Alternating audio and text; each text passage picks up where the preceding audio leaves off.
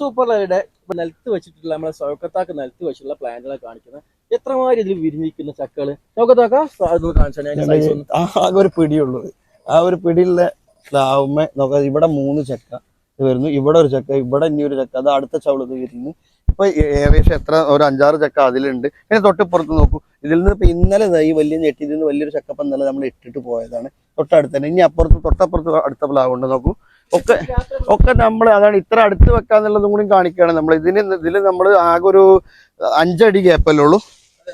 5 അടി ഗ്യാപ്പ് ഇതിൽ വേണ്ട ചക്ക നിറയെ വരുന്നു. ഒരേ കൊലയിൽ തന്നെ ഉണ്ടോ എത്ര ചക്കയാണ് നോക്കും. ഇനി 2 അവിടെ വിരിഞ്ഞുകൊണ്ടിരിക്കുന്നു ഒറ്റ ഞെട്ടിയിൽ. ഇനി അതുപോലെ തന്നെ ഇതാ തൊട്ടിപ്പുറത്ത് അടുത്തൊരു പ്ലാവ്, എല്ലാം നിറയെ അടുത്തടുത്താണ് നമ്മളിത് വെച്ചിട്ടുള്ളത്. ഓക്കെ, മരത്തിൽ നിറയെ ഫ്ലവർ വന്നിട്ടുള്ള ഒരു മാമ്പഴത്തിന്റെ മരമാണ് നമ്മൾ ഈ കാണുന്നത്.